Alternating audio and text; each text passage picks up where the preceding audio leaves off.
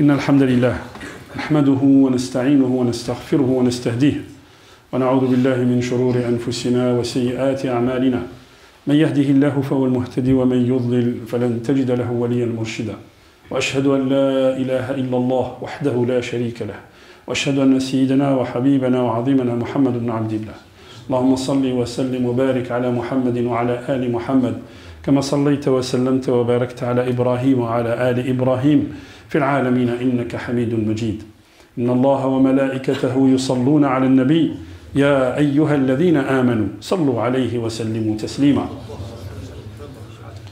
رب اشرح لي صدري ويسر لي أمري واحلل عقدة من لساني يفقهوا قولي أيها الإخوة الكرام mes chers frères, mes chères sœurs, on a eu une discussion avec des frères de confession multiple, je dirais, c'est-à-dire des frères de confession musulmane et des confessions non musulmanes, nos frères en humanité.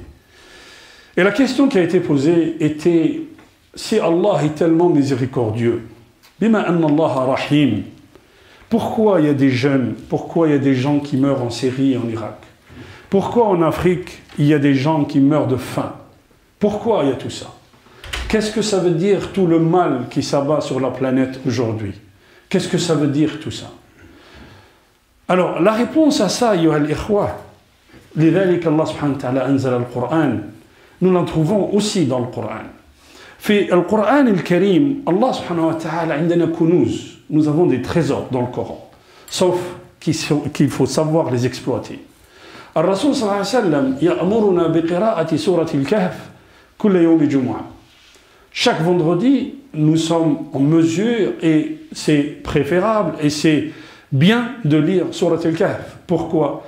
Allah subhanahu wa ta'ala te donne une lumière entre les deux vendredis. Fait Surat al-Kahf, kunuzun kathira. Il y a beaucoup de trésors dans Surat al-Kahf. Nous allons nous arrêter sur une histoire. Mais vous allez remarquer que Surat al-Kahf, tunassifu al-Qur'an. Surat al-Kahf, elle est juste au milieu du Coran. والأمر يعني الكلمة التي تنصف سورة الكهف وتنصف القرآن وليتلطف qui prennent des précautions et qui soient doux وليتلطف وكأن الله سبحانه وتعالى وكأن الله il nous dit dans toute votre vie soyez doux, soyez précautionneux, soyez doux et précautionneux. Et l'islam c'est ça أيها الإخوة.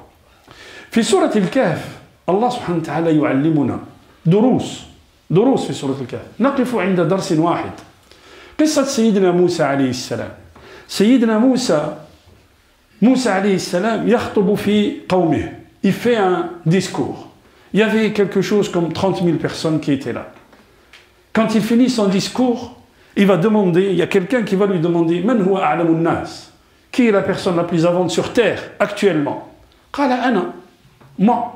Bima anni Allah subhanahu wa ta'ala yuhi ilay. Je reçois la révélation divine, donc je suis le plus savant.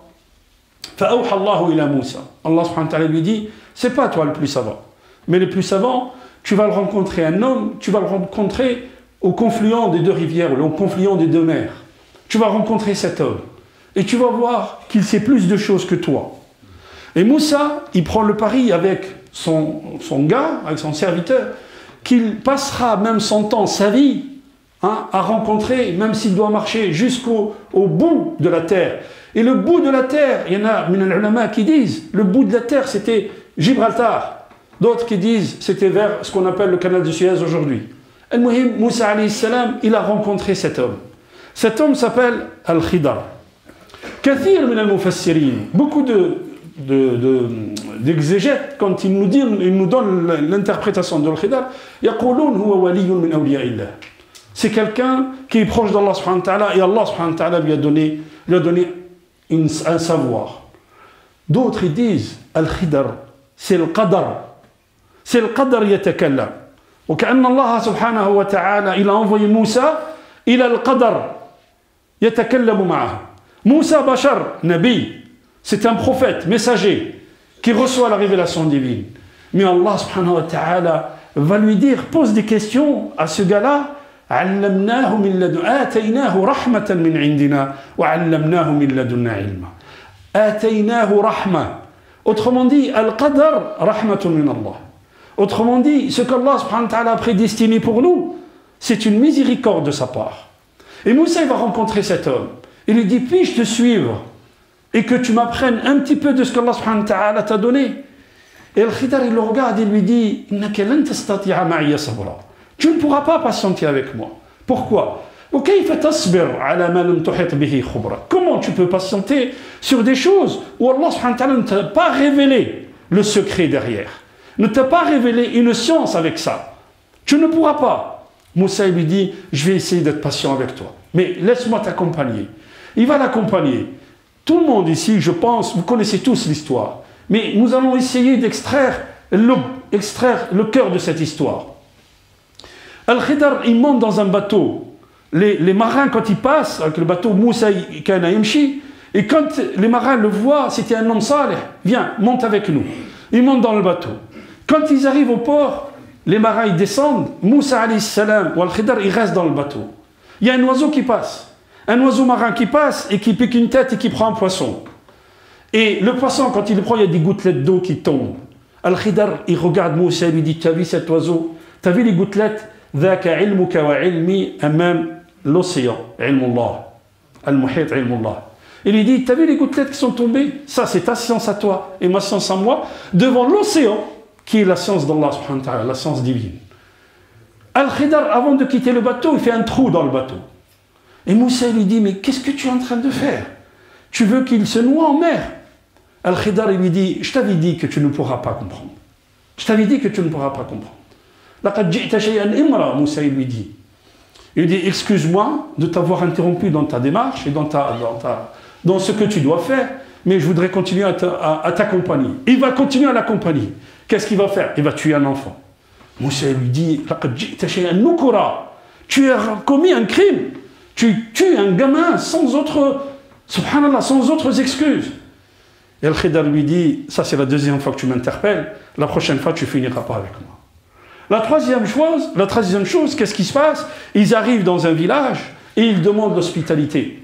Et on leur refuse l'hospitalité, ils restent dehors.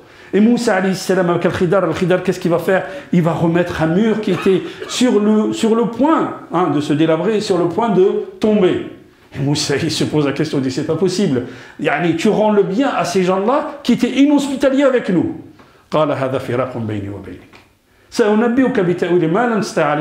Je vais t'expliquer pourquoi tu n'as pas pu patienter. Alors il va lui expliquer. La première fois, le bateau, c'était quoi? Le bateau, c'était des gens pauvres qui travaillaient en mer. Et puis qu'est-ce qui va se passer? Il va se passer que 2 ans après, il y a une guerre qui va s'éclater. Et le roi de cette contrée-là va réunir tous les bateaux qui étaient sur le port. Et bien ce bateau-là, il n'a pas été repris. Il n'a pas été pris de force. Pourquoi? Parce que justement, il y avait ce trou-là. Ce bateau sur lequel il a fait un trou, c'est vrai que c'était difficile pour eux de gagner leur vie avec un bateau troué. C'est vrai. Mais qu'est-ce qui s'est passé? Au bout de 2 ans, eux, ils ont gardé leurs moyens de subsistance, tandis que d'autres, ils l'ont perdu. La première règle, c'est quoi? C'est que des fois, fil mihna, des fois dans l'épreuve, tu passes par une épreuve. Et tu penses que c'est une épreuve. Tu penses que c'est shar. C'est quelque chose de mauvais pour toi ou de mauvais pour nous. Mais non, Allah subhanahu wa ta'ala, avec le temps, tu découvres que cette chose-là, que tu penses que toi c'est mauvais, eh bien c'est une bonne chose. Allahu ya'lam wa antum la ta'lamun. Hatihi rahmatun min Allah. La deuxième chose, quand il tue le gamin, il lui dit, comment tu peux tuer un gamin? Al-asl anna nara al-ashya bi a'yunina ka bashar. On voit les choses avec nos yeux d'humains. Et on ne voit pas les choses avec la justice divine et la sagesse divine. La deuxième chose, il lui dit, tu as tué un gamin.